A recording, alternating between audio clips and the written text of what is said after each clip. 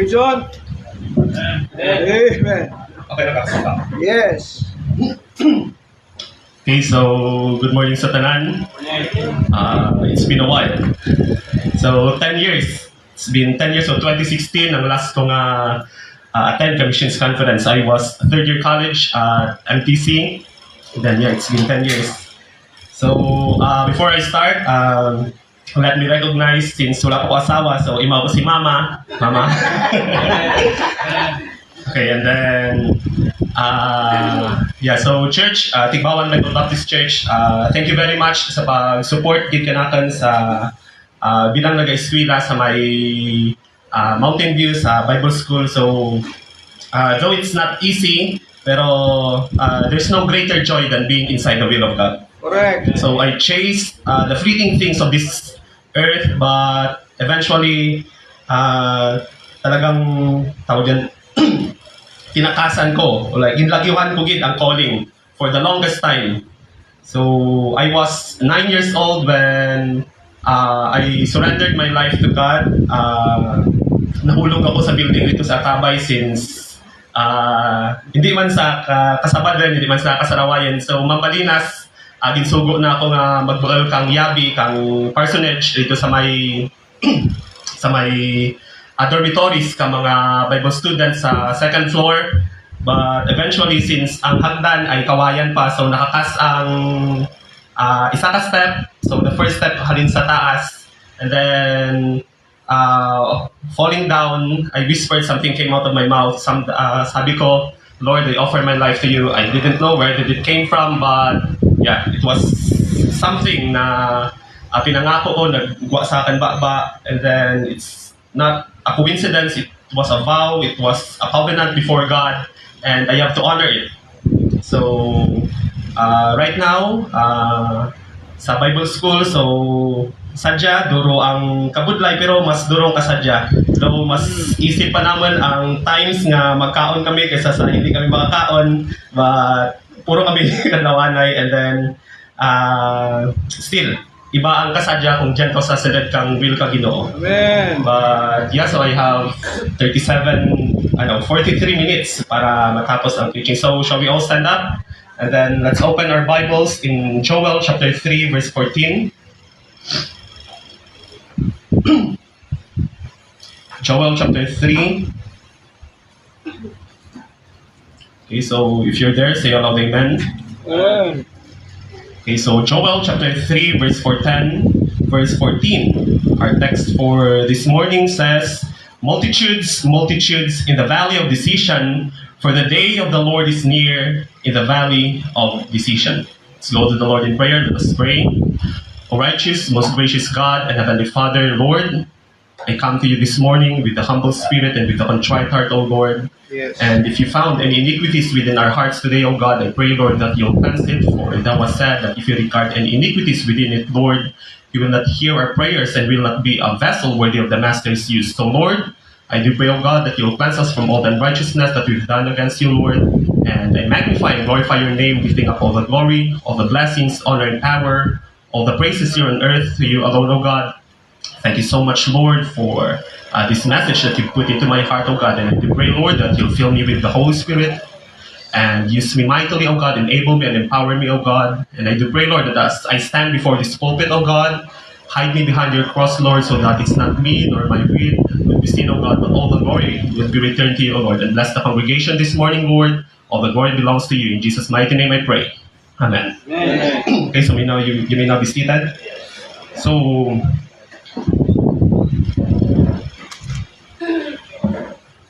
So Joel chapter 3 verse 14 says, multitudes, multitudes in the valley of decision, for the day of the Lord is near in the valley of decision. So today I want you to imagine something with me. So imagine standing at the edge of eternity. So imagine nga, doon na tayo sa dulo o hangganan ng buhay natin. So before you is a valley filled with faces, millions upon millions of souls. So nakikita natin yung mga mukha ng mga tao, millions upon millions of souls. Some are crying, some are searching, some are wala ng pag-asa, some are religious but lost, And some have never held a Bible. Some have never once heard the true gospel of Jesus Christ. So a little child in some distant village today goes to sleep tonight without hearing that Jesus loves him. A father dies somewhere today na naniniwala sa religion instead kay Jesus Christ. And a mother bows before idols praying to gods that cannot hear. So even teenagers right now fill their hearts with the world because nobody has ever shown them the Savior. And while they perish, ito po yung nakakalungkot, many churches today are sleeping. Many churches today are sleeping. Many churches sit comfortably, unmoved, unburdened, and unconcerned. We have church buildings. Yes, maganda po yung mga buildings natin. We have comfortable chairs. Some even have air-conditioned buildings. We have lights, microphones, sound systems, fellowship, activities, conferences, and programs.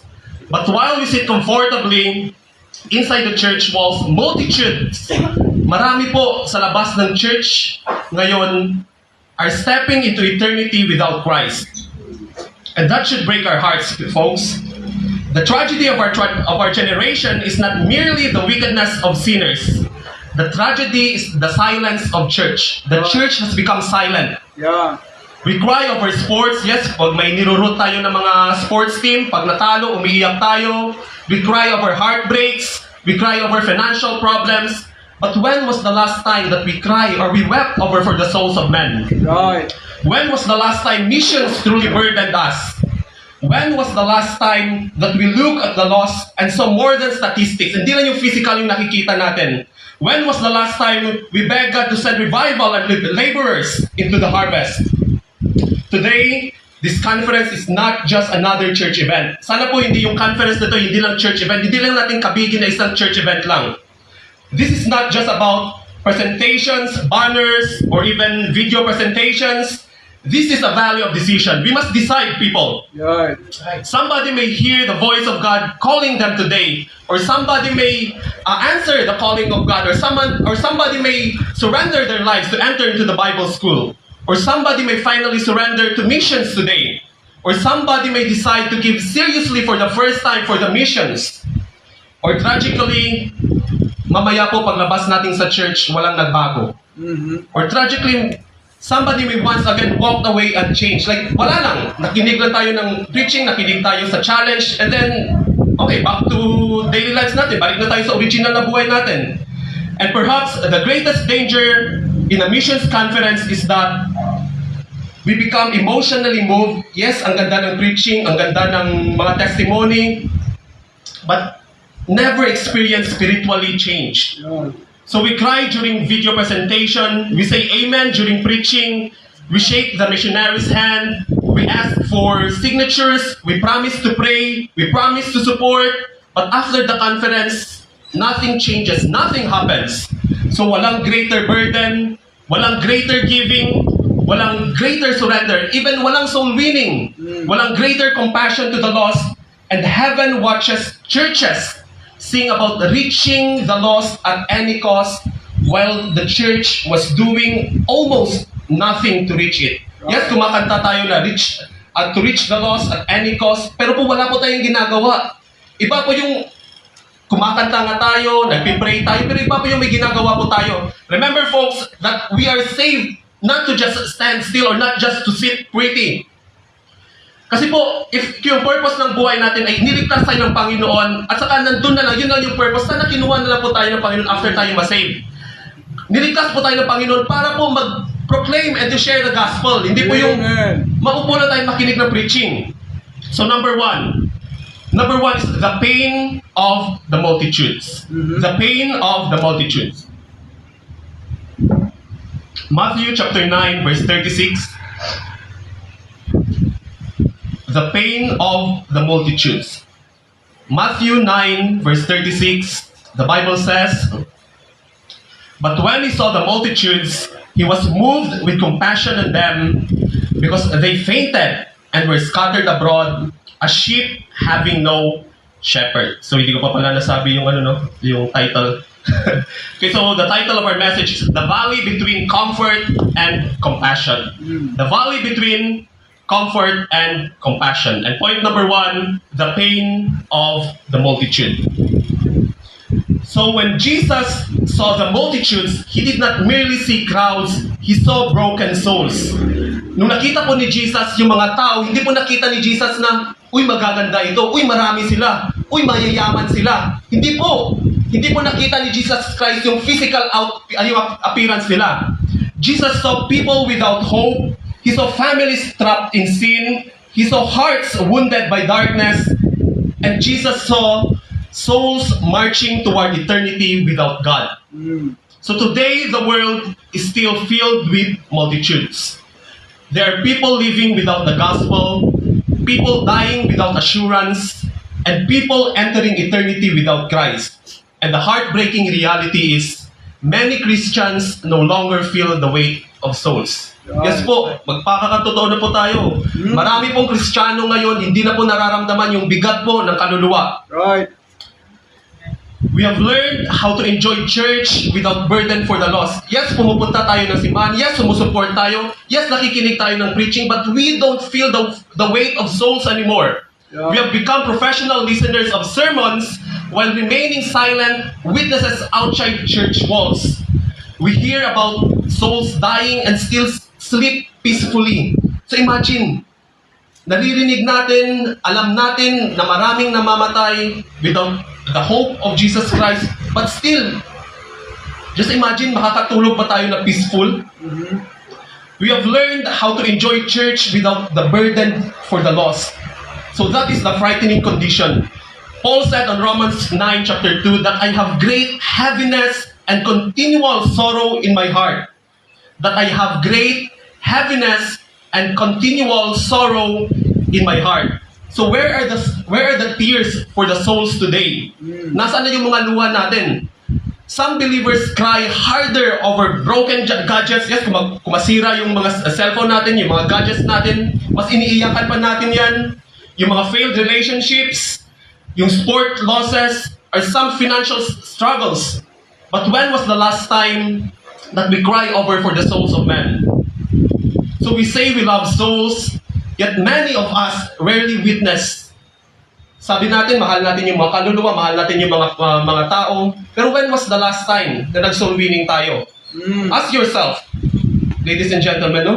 So, do you still remember that feeling na first time mong nag-soul win, and then first time nakinig, and then someone na alam mong, naramdaman mo na nag-follow siya sa sinner's prayer, then naramdaman mo yung nagbago siya, tinanggap niya yung Panginoon. Alam mo yung galak dyan sa puso mo, yung tinatawag na yung joy na nandyan sa puso mo. Have you experienced that one? That first time mo nag-soul win, and then talagang nag-follow siya, and then nakita mo na bago yung buhay niya. Alam mo yung galak sa puso mo? Wala pong pera yung makakabili dyan. Right. Amen. We claim to care about missions, yet we can spend thousands for ourselves while giving almost nothing for the gospel. The average Christian knows more about celebrities than missionaries. Right. So marami pong Kristiyano ngayon, or even young people today, that alam pa or kilala pa nila yung mga artista, yung mga idols na tinatawag ngayon, rather than missionaries outside or foreign or local missionaries. Mas kilala pa po nila yung mga artista. Right. So more about entertainment compared to eternity. Mas okay pa tayo sa entertainment. We give more importance to entertainment compared to the importance of eternity. And that is not compassion, folks. That is carnality. That is not compassion. So, wag na po tayo magpabulag-bulagan, wag po na po tayo magpamaang-maangan dito po. So I'm sorry, but I will preach as it is my last day. I'm going to preach as a dying man, preaching to another dying man. Right. So that is carnality when we say we love souls, we love soul winning, pero hindi man po tayo nagsa-soul win. Come on, people, I'm challenging you right now. So, you know what? I'm really blessed doon sa Pampanga kasi every day yung soul winning. Yung may mga bulletin schedules, prayer meeting, worship services, Sunday. Pero sa baba, soul winning every day. And then, dun sa higher ground, kay Pastor Daryl, dun po ako, And there's even a program that every last Sunday of the month, buong church lalabas. After ng preaching, buong church lalabas at walang uuwi hanggat wala kang may mawin na isang kaluluwa. So just imagine, yes, umaattend nga po tayo sa church, but nasaan na yung compassion natin sa mga kaluluwa? Right. That is carnality, folks. So imagine, standing outside a burning house in the middle of the night. So imagine, may isang gusali, may isang bahay na nasusunog. Nakikita natin, may isang pamilya, yung nanay niyayakap na lang, yung mga anak niya umiiyak. Dahil yung usok, nafe-feel na yung buong room, yung init, sobrang ano na. But then, nakita mo, yung katabi mo, nagbi-video, tumatawa, di ba? Ano sasabihin natin dyan sa isa? Nakikita mo may nasusunog, may umiiyak sa taas. And then nakita mo tumatawa yung katabi mo. Baka sabihin natin, anong ginagawa mo? Kumuha ka ng tubig. Tumawag ka ng tulong. And then we'll even call that person heartless. Yet everyday Christians live comfortably while souls all around them are heading toward eternal destruction without Christ. Just imagine, folks, tayo ngayon, nakikita natin yung mga tao sa labas, they don't have hope. Wala po silang pag-asa na one day, when they die, pupunta sila ng langit. They doesn't have that. Pero ano pa yung ginagawa po natin? Wala tayong ginagawa. Right. Umuupo tayo, nakikinig tayo ng preaching. After that, uwi. Wala. Balik na sa kung ano ginagawa natin. Balik na sa mga trabaho natin. So imagine, hindi nga natin matiis yung isang pamilya na nasusunog. Hindi nga natin matiis how much more eternal, everlasting fire nandun sila pupunta. So when was the last time that yung compassion mo, yung nakita mo yung isang tao, is hindi yung physical appearance yung nakita natin? When was the last time na nahabag tayo, naramdaman natin yung sakit, na naaawa tayo sa taong yan? So you would never ignore people dying in a fire. Why then do we ignore souls dying without the gospel? The church has become comfortable watching the multitudes perish when calling itself compassionate. So think about it. Isipin po natin, if hell were not real, and if hell is a joke. If hell is a joke, di ba maraming nagsasabi na, yung impyerno, gawa-gawa lang yan, yung impyerno, katang-isip lang yan, yung impyerno, isang joke lang yan. But think about it. Why would Jesus leave heaven's glory and put on flesh and suffer the cruel cross? Why would He bear the nails, the thorns, the mocking crowds, and the wrath of God if hell is not real? Right. Bakit po si Jesus Christ mag-sacrifice na ganun lang kung hindi totoo yung impyerno? Bakit ibibigay niya yung buhay niya para sa atin? That Romans 5:8 says, "But God commended His love toward us in that while we were yet sinners, Christ died for us." Imagine, hindi naman tayo kamahal-mahal eh. Sino ba naman tayo? Sabi ng the book of Isaiah says that all of our righteousness are as filthy rags sa harap ng Panginoon. Even yung pinakamagandang gawa mo is trapo lang, isang maruming basahan lang sa harap ng Panginoon. Yet Jesus, God loved us so. So just imagine, ibinigay ng Panginoon yung buhay niya para sa atin, that even His last command says, "Go ye therefore into all the world and preach the gospel." That is a command, folks. That is not a request. Right. When Jesus said, "Go ye therefore and preach the gospel," hindi po nire-request ng Panginoon yan. That was a command. Yet, ano yung ginagawa po natin ngayon? Ask ourselves. Alam po natin yan. I'm not judging you. But alam po natin sa sarili natin kung ano yung mga ginagawa natin. When was the last time that you shared the gospel? So why would He bear the nails, the thorns, the mocking crowds, and the wrath of God? So He simply did it because hell is real and your soul is priceless. Wala pong makakabili ng pera sa isang kaluluwa ng tao. And now we know that hell is real, then soul winning and missions are not optional. that is not optional. They are urgent responsibilities. So tandaan po natin, the pain of the multitudes. Number 2, let's talk about the priorities of the members. So number 1, the pain of the multitudes. And number 2, the priorities of the members. Ano nga ba yung mga priorities natin? Matthew 6:21 says, "For where your treasure is, there will your heart be also." For where your treasures is, there will your heart be also. This missions conference does not merely reveal our emotions. It reveals what are our priorities. Right. What we love most eventually receives our time. Kung ano po yung mahal ng isang tao, will eventually, ibibigay po natin yung oras natin, ibibigay natin yung attention natin, ibibigay natin even our efforts, ibibigay natin even our treasures, our money. And many Christians says, I love Jesus, I love missions, but love is proven by sacrifice. Right. Tandaan po natin na kapag yung isang lalaki may love sa isang babae, hindi po sasabihin niya at walang gagawin yan. Kapag magmahal ka, may gagawin at may gagawin ka. Tama po yun. Remember, we can give without loving, or we can give without love, but you can never love without giving. Right. Pag mahal mo yung isang bagay, pag mahal mo yung isang tao, ay ibibigay at ibibigay ka. David declared on 2 Samuel 24 verse 24, "Neither will I offer burnt offerings unto the Lord my God of that which doth cost me nothing. I will never give anything that will cost me nothing." So real missions giving costs something. The problem today is not that Christians have nothing. Hindi naman po na walang-wala tayo eh. The problem today is that many Christians give God leftovers. Right. Just imagine, yung tira-tira po yung binibigay po natin sa Panginoon.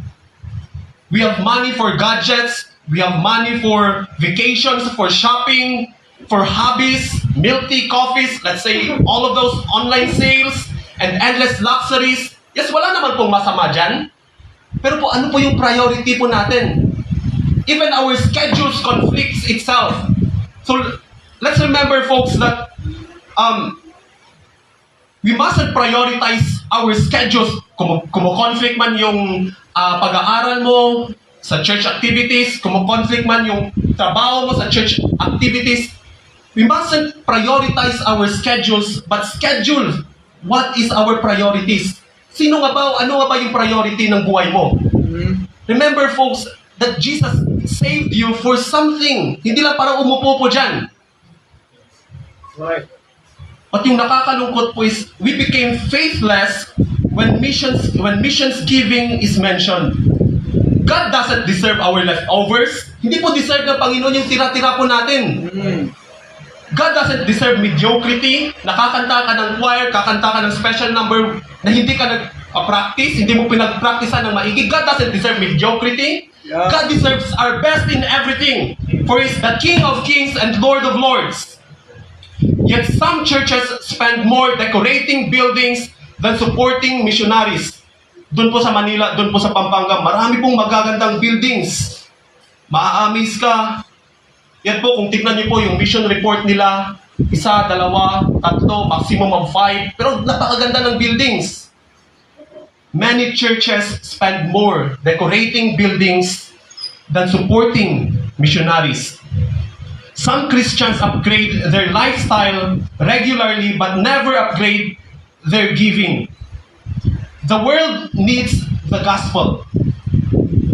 Folks, the world needs the gospel. Yet we invest more in temporary pleasures compared to the eternal souls. Mas nag-i-invest po tayo sa panandaliang saya compared to what eternity holds or what eternity holds. And then we wonder why mission struggles financially. Right. So it is a tragedy when missionaries are ready to give up everything for the gospel, but churches refuse to give up anything to support them. Yung mga missionaries po, iniwan po nila lahat. Yung dating buhay nila dito sa Pilipinas, when they go to the foreign field, iniwan po nila lahat yan. But churches refuse to give up anything to support them.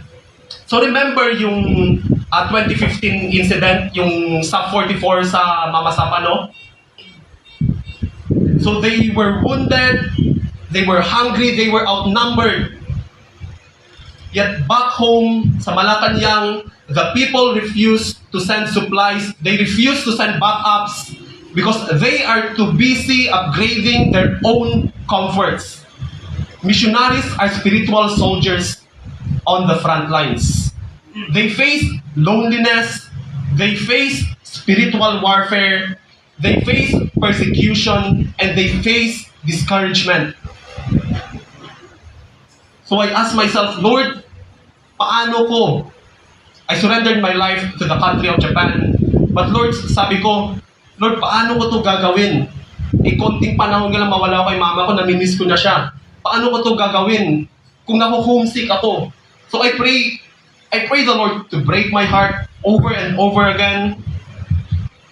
But you know what, folks? It's true. Missionaries face loneliness, discouragements, spiritual warfare, and even persecutions. And churches must decide whether they will support the battle or merely watch from a distance. Nakakahiya naman po na yung mga frontline soldiers, yung mga missionaries, na give up yung lahat para makapag-share ng gospel sa ibang bansa, but the church merely watch from a distance. You can discover what a Christian truly worships by looking at where the money continually goes. If souls matter eternally, then missions should never receive temporary leftovers. Tandaan po natin na what we invest in the church, what we invest for the missions, that is eternal po. Amen. Hindi po yan temporary things lang. Correct. Many believers want the reward of missions without the sacrifice of missions. Gusto natin yung reward, gusto natin na makabaha, na may share tayo over sa mga kaluluwang naliligtas. But we're afraid to invest for those. A church that loses its burden for mission has already begun losing its heartbeat for God. Correct. A church that loses its burden for mission has already begun losing its heartbeat for God. Tandaan po natin Proverbs 3:9, honor the Lord with thy substance. But ask ourselves, ano nga ba yung priority ng buhay natin? School, careers, jobs, ano ba yung priority ng buhay natin? Tandaan po natin, everything, lahat po na yan, is mawawala. Temporary lang po yung buhay natin dito sa mundo. Only one life, so soon it will pass. And then lastly, the pressure of the moment. The pressure of the moment. John 9:4 says, I must work the works of him that sent me while it is day, the night cometh when no man can work. Even Joel in our text reminds us, for the day of the Lord is near. The pressure of the moment. Tandaan po natin that time is running out.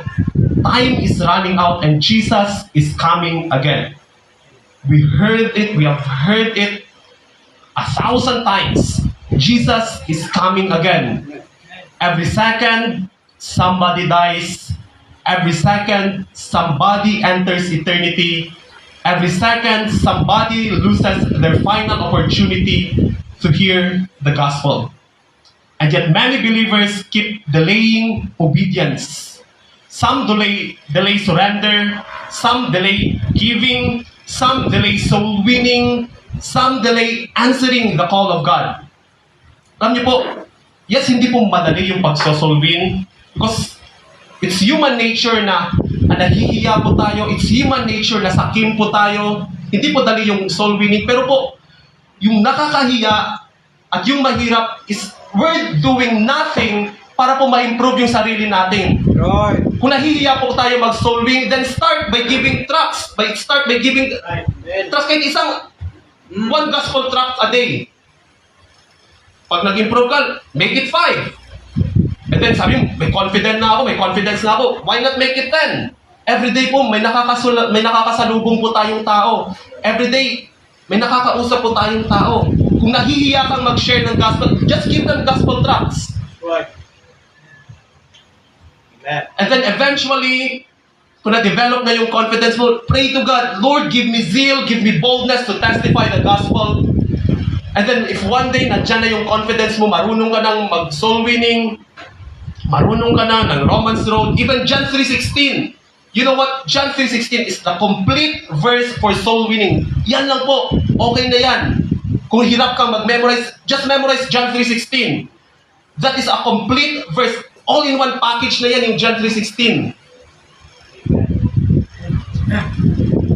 That for God so loved the world, He declared His love. For God so loved the world that He gave His only begotten Son. Not only that He declared His love, He displayed His love. And that whosoever believeth in Him, the ultimate deliverance, should not perish and have eternal life and have everlasting life. Dalawang promise ng Panginoon. Buong package na po yan yung John 3:16. Kung hirap po tayong maghirap tayong mag-memorize ng verses. Alam niyo po, if you know Pastor Season, he's the pastor of sa Jensan, Mount Calvary Baptist Church. Then he visited us once sa Pampanga. Ang ganda ng style niya eh. Pag nag-soul win siya, nakuha niya yung information ng isang tao, and then he'll promise that person na bibisitahin kita this day, and then that day will eventually come, and then bibisitahin niya na, pero hindi po siya dadirect doon sa bahay. Tatanong muna siya sa tabing bahay. Magtatanong siya, Sir, alam niyo po ba yung pangalan nito? Kilala niyo po ba? Alam niyo pa saan siya nakatira? And then eventually, naging prospect niya na. Dalawa na yung naging prospect niya. And then the next week, yung next neighbor naman yung pupuntahan niya. Magtatanong naman siya, Sir, kilala mo po ba sa ito? Kilala niyo po ba? Alam niyo po ba na saan siya nakatira? And then tatlo na yung prospect niya. So see, ang ganda ng style. Alam niyo po, ang dami po nating tactic, strategy para po wala po tayong reason para po hindi mag-soul win o hindi magkaroon ng prospect. Amen. Correct. Nakakatuwa lang po. Alam niyo po, come on. Masakit man sabihin, pero tamad po tayo eh. Right. Right. I'm sorry, but the Word of God is quick and powerful. Masakit po yung Word of God. But, praise God, kung ngayon po is natatamaan po tayo. But praise God, kung ngayon po, yung conviction ng Holy Spirit nandyan pa. Right.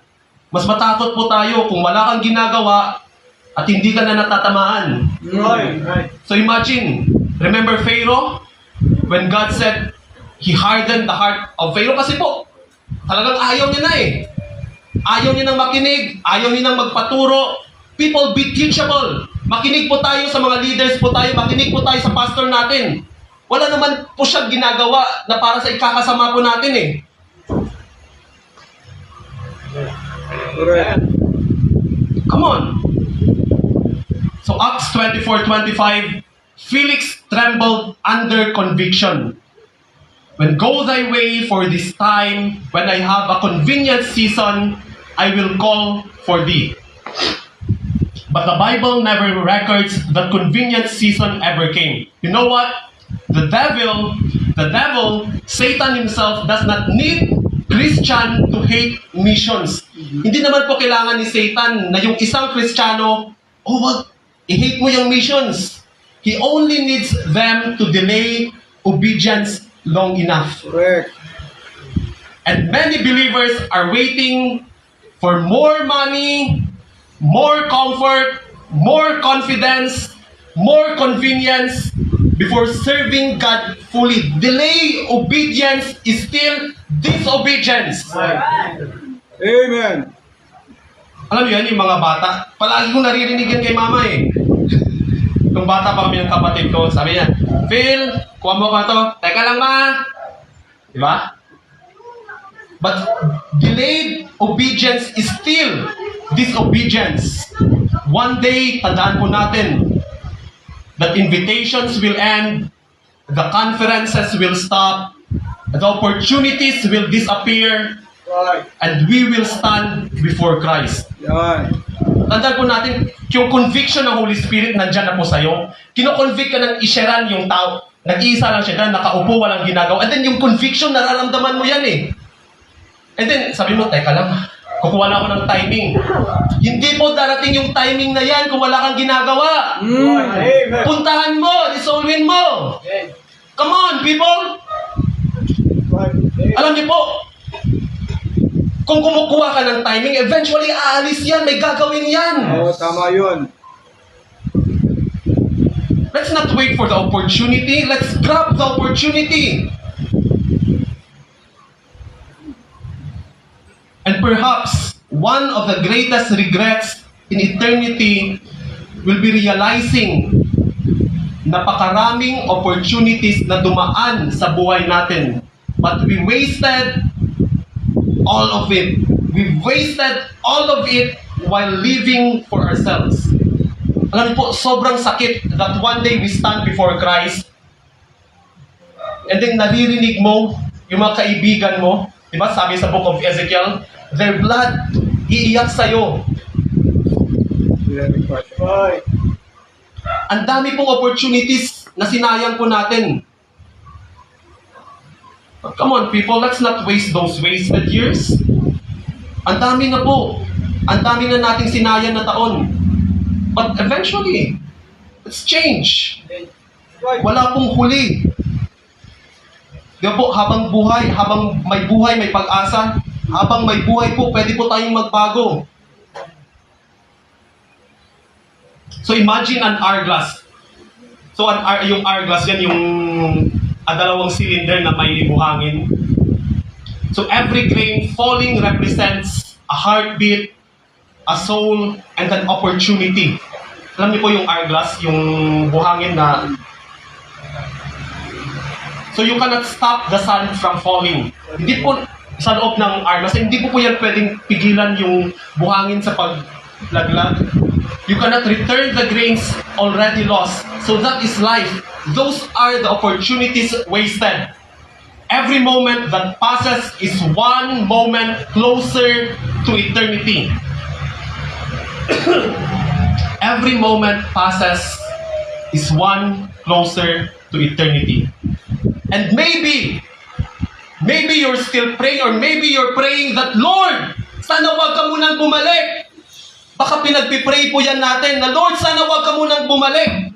And not because that we are not financially stable, and not because na hindi pa natin naabot yung mga pangarap natin, and not because na hindi pa tayo mayaman, hindi pa natin nabili yung dream house, yung dream car, hindi mo pa napangasawa yung boyfriend, yung girlfriend mo, and not even because hindi mo pa na-achieve yung career mo. But if you're praying that, Lord, sana wag ka munang bumalik, should solely because of the reason na hindi mo pa nasira ng gospel ang mga mahal mo sa buhay. That is the only reason na kung mag-pray ka, Lord, wag ka munang bumalik. Kasi wala pa po, hindi ko pa po nasyaran yung mama ko, yung papa ko, yung mga kapatid ko, yung mga friends ko. That should solely be the reason na mag-pray tayo na, Lord, wag ka munang bumalik. Remember when Joshua said, choose you this day whom you will serve. Mamili po tayo kung kanino po natin ibibigay at kung kanino po natin ipapagamit yung oras po natin. The tragedy of time is not that it moves quickly, it is that we waste so much of it. Hindi, yung oras po, hindi po mabilis yan yung pag-ikot niya. Ganun lang din po yan, hindi po bumibilis yan. Huwag balik. Wala nagabalik pa, matsyagan talaga riya. But we waste so much of it. John 9:4, the night cometh when no man can work. The tragedy is not that God has not called, The tragedy is that many keep saying later. Lord, mamaya na Lord. Yan. Lord, uunahin ko po muna, Lord. Tapusin ko muna yung college ko, Lord. Lord, magtatrabaho po muna ako. Mamaya na yan, Lord. Ang dami po nating excuses. Even I myself have run from the calling of God countless of times. And I'm not proud of it. But po, ilang beses po akong pinalo ng Panginoon.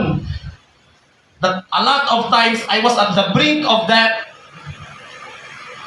But you know what, folks? When God called you, kung tinawag ka po ng Panginoon, how many times you're trying na takasan yung calling na yan, but the calling is still there. Amen. Praise God, the calling is still there. So imagine, sobrang tagal ko kung tinakasan yung calling. My mom knows, ilang beses ako, parang mamatay na. But, you know what? Praise God. Ngayon, nagagamit na ng Panginoon. Amen. Amen. And I told myself na kailangan ko pa bang mag-aral ng Bible school? Kasi lumaki naman ako sa church, lumaki naman ako nakikinig ng preaching, nakikinig ng mga sermons, lumaki ako sa bahay ng mga pastor, nakitira ako sa mga pastor. Kailangan ko pa bang mag-aral ng Bible school? But you know what, folks? The more I learn, the more I realize how little I know. The more na umaaral ako, nag-aaral ako, the more I realize kung gaano lang kakonti yung alam ko. And then, you know what? The biggest room in this world, alam niyo yung biggest room? They always use that. The room for improvement. Amen. Huwag po tayong mag-settle. Don't be complacent, folks. Huwag po nating hayaan yung sarili po nating mag-settle na okay na to, di ba? Naging viral yan yung phrase na yan, okay na to, okay na yan. Come on. Don't be complacent. That's right. Yeah. Kung gusto mong mag-improve, gumawa ka ng paraan. Kung gusto mong mag-improve, isurrender mo yung buhay mo. Amen. Kung gusto mo mag-improve, pray and read your Bible. You know what? This Bible says that this is our soul's daily bread. Sinabi po tong daily bread at hindi cake. Di ba? Cake is for special occasions. Daily bread. Araw-araw po kumakain yung spiritual natin. Hindi yung, 1 month na akong hindi nakapagbasa ng Bible. Nagbasa. Ano yan? Cake? For special occasions only? Right. And one day we will either rejoice over souls rich for Christ or regret the comforts we chose over obedience. Tandaan po natin, the greatest ability is not talent, but the greatest ability is our availability. Amen. Correct. Hindi naman po tayong araw-araw, oras-oras may ginagawa. Give time to God. Ano yung priority natin? Remember, James 4:14, for what is your life? It is even a vapor.